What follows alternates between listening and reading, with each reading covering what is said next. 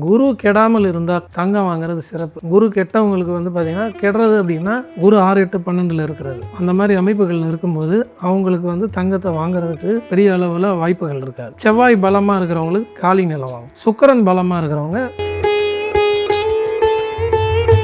அதே போல் வந்து ஒருத்தருக்கு வந்து விடுதலை கிடைக்குமா கிடைக்காதா, அந்த கேஸ் போடுறது நல்லதா இல்லை போடாமல் இருக்கிறதா பேச்சுவார்த்தை பண்ணலாம். இப்போ வந்து போலீஸ் அதிகாரிகள் புதனும் ராகுவும் சம்மந்தப்பட்டவங்க தான் ஸ்க்ரீன் பிளே, ரைட்டிங்கு, சினிமா சம்மந்தப்பட்ட துறை, எழுத்து சம்மந்தமானது, ஆவணங்கள் சம்மந்தமானதெல்லாம் அவங்க நிறைய இருப்பாங்க.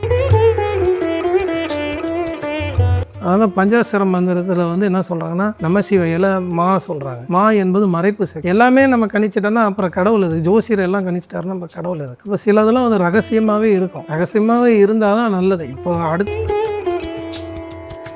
அப்போ நமக்கு ஒரு காலம் வர வரையும் வெயிட் பண்ணலாம். இந்த காலத்தை கணிச்சு கொடுக்குறது தான் ஜோசியர். இதை நீங்கள் பண்ணாதீங்க, இதை பண்ணுங்கள், இந்த டைம் உங்களுக்கு ஒஸ்ட்டாக இருக்கும் அப்படின்னு வந்து சொல்கிற ஒரு நிலையில் இருக்கிறவர் தான் ஜோதிடர். ஆக்சுவலாக அவர் ஒரு மென்டார் மாதிரி இருந்து உங்களை வழி நடத்துவார். அதை நீங்கள் ஃபாலோ பண்ணும்போது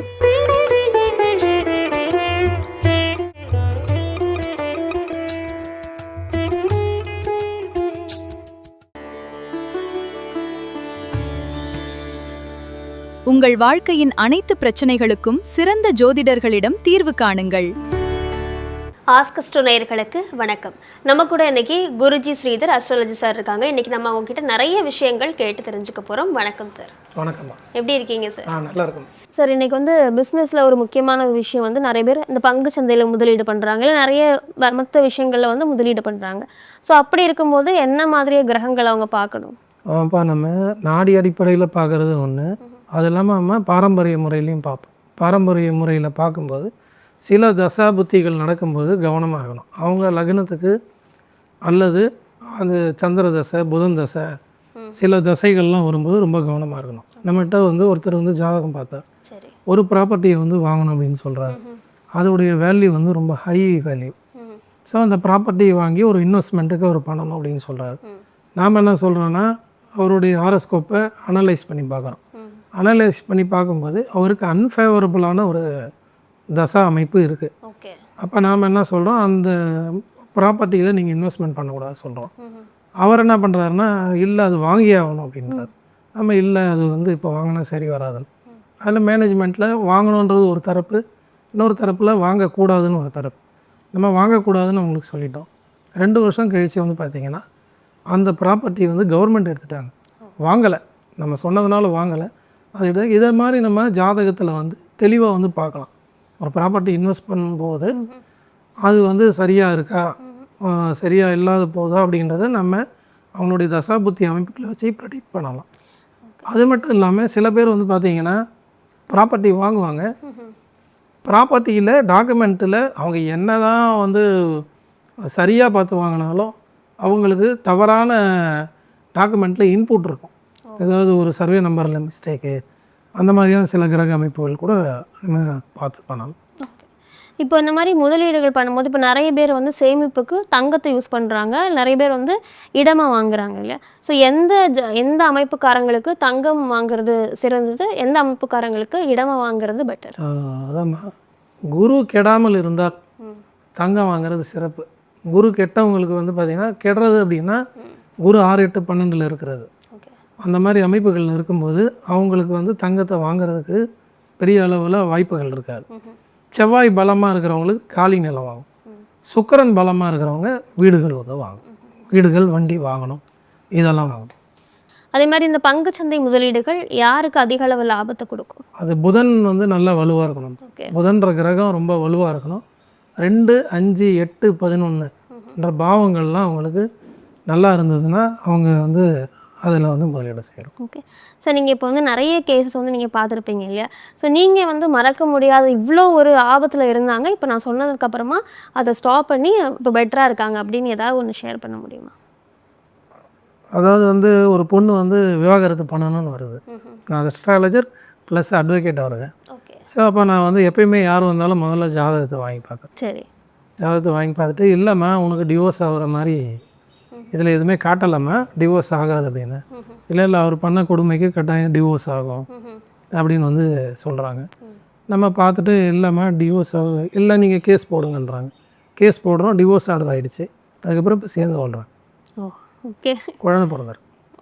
அதே போல் வந்து ஒருத்தருக்கு வந்து விடுதலை கிடைக்குமா கிடைக்காதா, அந்த கேஸ் போடுறது நல்லதா இல்லை போடாமல் இருக்கிறதா, பேச்சுவார்த்தை பண்ணலாம், அந்த மாதிரிலாம் பண்ணலாம்.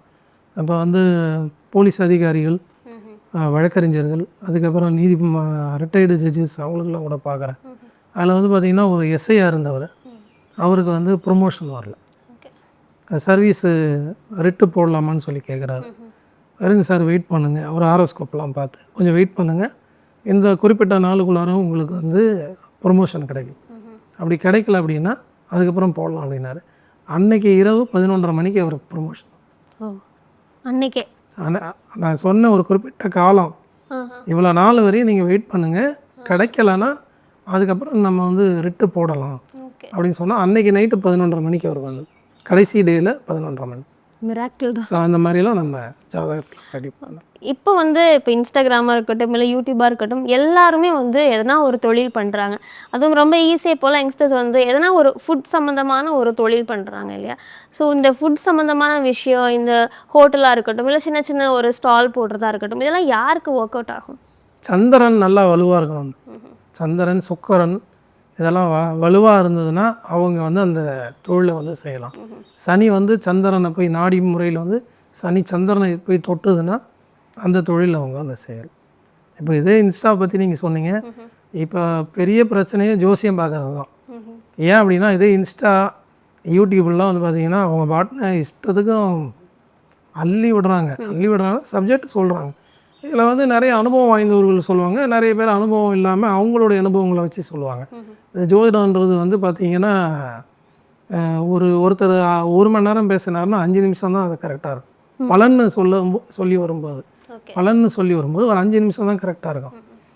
ஒரு வீட்டில் என்ன ஜாதகம் பார்த்தாங்க, போய் ஜாதகம் பார்க்குறேன், அந்தம்மா உட்காந்துட்டு அந்தம்மா ஜாதகத்தை எடுத்துகிட்டு அந்தம்மா லக்னத்தை போட்டு அந்தம்மா எல்லா கிரகத்தையும் போட்டு அந்தம்மா எல்லாத்தையும் பலன்னு சொல்லி முடிச்சிருச்சு.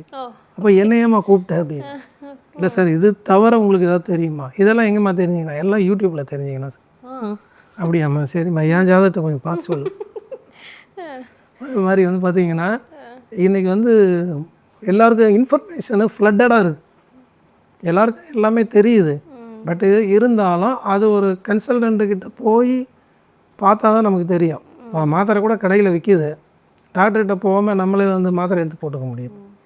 அந்த மாதிரி ஒரு நிலைமை தான் இந்த மீடியா வந்து கொண்டு வந்து விட்டுறது. கண்டிப்பாக நீங்கள் சொல்கிற மாதிரி இப்போ நிறைய பேர் இப்போ வந்து தெருக்கு அவ்வளோ பேர் இருக்கிறாங்க அஸ்ட்ராலஜர் நம்மளுக்கு. ஆனால் அதில் சரியான அஸ்ட்ராலஜரை அணுகி சரியான ஒரு கைடன்ஸ் எடுக்கிறதுங்கிறது ரொம்ப சேலஞ்சிங்கான ஒரு விஷயமா தான் இருக்குது சார்.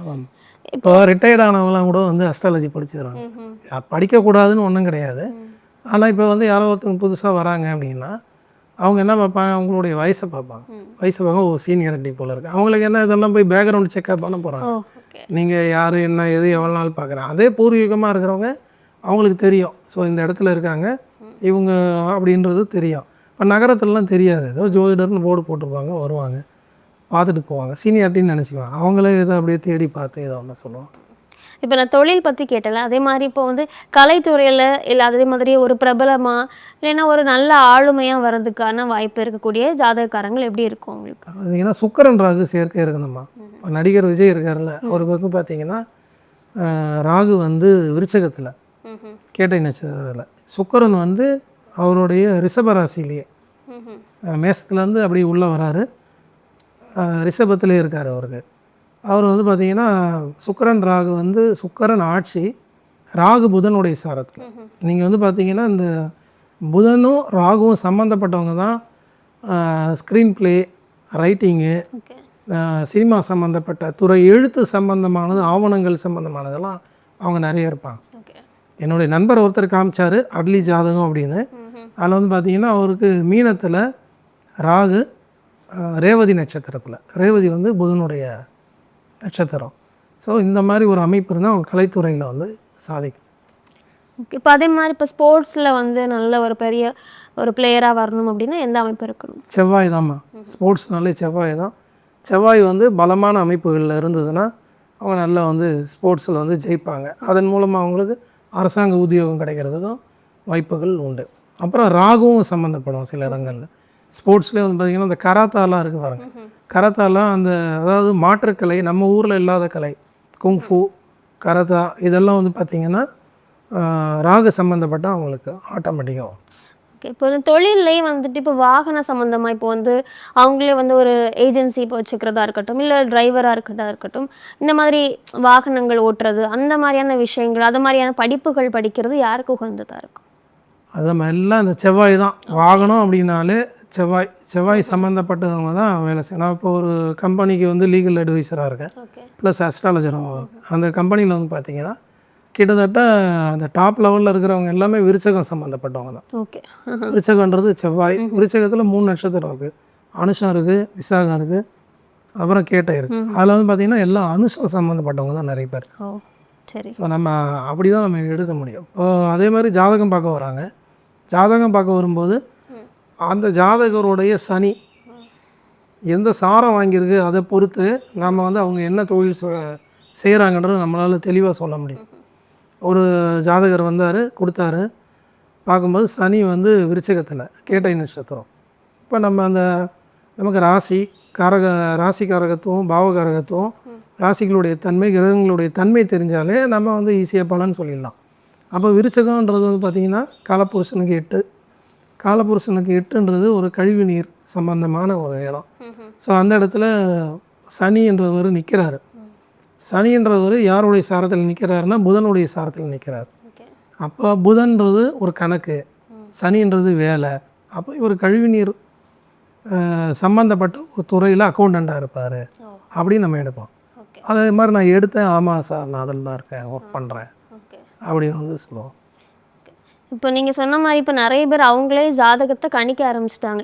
இப்போ இந்த வீடியோ பார்த்துட்டு இருக்கிறவங்களா இருக்கட்டும், இல்லை நிறைய வீடியோ பார்த்தவங்களா இருக்கட்டும், அவங்க ஜாதகத்தை எடுத்து வச்சுட்டு சரி இது வந்து ஒரு பொதுவான பலன் தான், இப்போ என்னோட ஜாதகம், என்னோட ராசி, இந்த பிரபலம் அவருக்கும் அதே மாதிரி இருக்குது, ஸோ எனக்கும் அப்படி தான் நடக்கும் அப்படின்னு நினச்சிட்டு இருப்பாங்க இல்லையா? ஸோ அது வந்து கரெக்டாக இல்லை தவிர இல்லை இண்டிவிஜுவலை பொறுத்து அது மாறுபடுமா? அதாவதுமா இப்போ வந்து நம்ம முதல்வருடைய அப்பா பேர் சந்திரசேகர், நிறைய பேருடைய அப்பா பேரும் சந்திரசேகராக இருக்கும். அதனால் அவங்கெல்லாம் முதல்வர் ஆகிடுவாங்க, ஆக மாட்டாங்க. ஒவ்வொருத்தருடைய ரேகை எப்படி வித்தியாசப்படுதோ அதே தான். முதல்வர் பிறந்தப்போ இல்லை பிரதமர் பிறந்தப்போ பிறக்காம இருந்தாங்க, எல்லாரும் பிறந்தாங்க. இந்த ஜாதகமே வந்து பார்த்திங்கன்னா அப்படியே ஒரு ராசி கட்டத்தை வச்சே நம்ம பலன் சொல்ல முடியாது.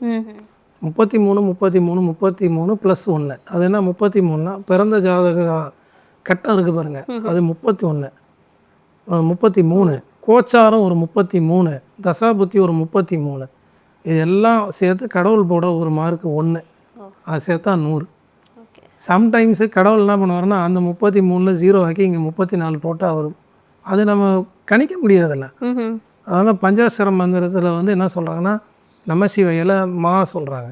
மா என்பது மறைப்பு சக்தி. எல்லாமே நம்ம கணிச்சிட்டோன்னா அப்புறம் கடவுள் இது. ஜோசியர் எல்லாம் கணிச்சிட்டாருன்னா நம்ம கடவுள் இது. இப்போ சிலதெல்லாம் வந்து ரகசியமாகவே இருக்கும்.